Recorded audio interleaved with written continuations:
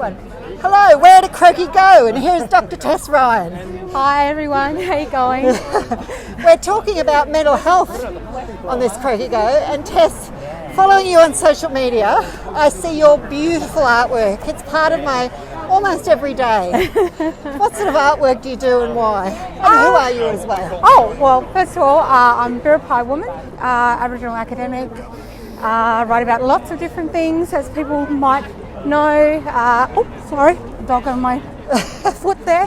Aboriginal identity, Aboriginal women, leadership, and definitely talk about health and the health workforce.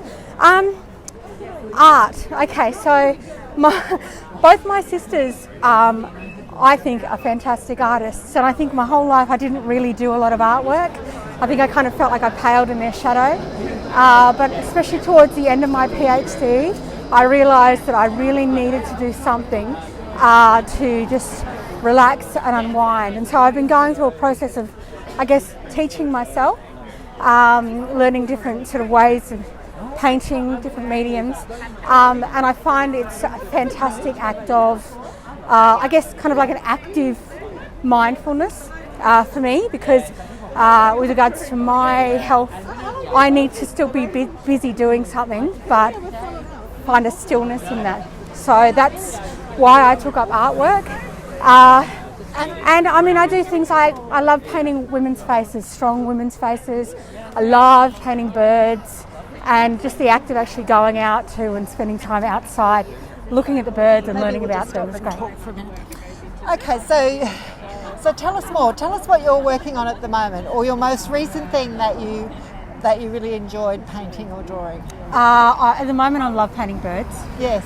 Birds are just something that I've kind of rediscovered after a few years, and I love the fact that I can go outside, take a walk, stumble across birds, watch what they do, and then go back and decide I'm going to paint them.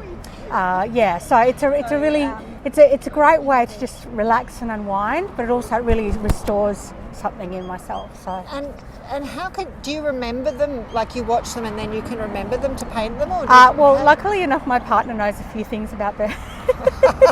So he'll say that's yeah. And then I'll go back and look at some photos, or I take a lot of photos while I'm out sort of walking through nature. So I think that really helps as well. So the theme of this Croakey Go is around mental health, and they've been talking at the PHN about this thing called social prescribing, which is really, I think, a fancy term for connecting people up with the things that are good for their mental health and well-being, that aren't necessarily medical interventions. So I'm just thinking, how might art fit into that, do you think? I think absolutely it fits, and I definitely think for Aboriginal people, it's not that we all want to be doing artwork, but I think there's a way of us telling a story.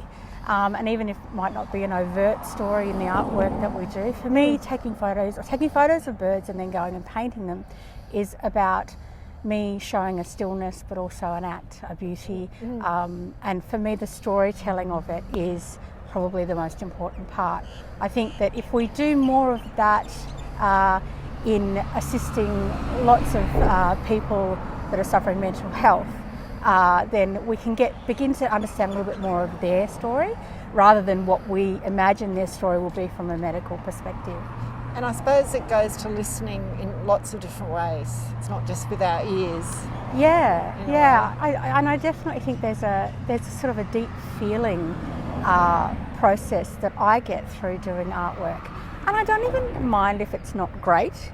And I think that's probably the most important part for me, because if I suppose with regards to my anxiety, if I then go and focus on it needing to be precise, then I know that maybe I need to step back a little bit. It is about the journey and what you're feeling through those processes, So do you have any messages you'd like the Northwestern Melbourne PHN to take away from this event today, reflecting on art or other matters? I think with regards to art, I think using art as a practice for mental health, and also as a communication tool for a lot of people with regards to mental health, I think is important. And not just mental health, but for other health conditions as well.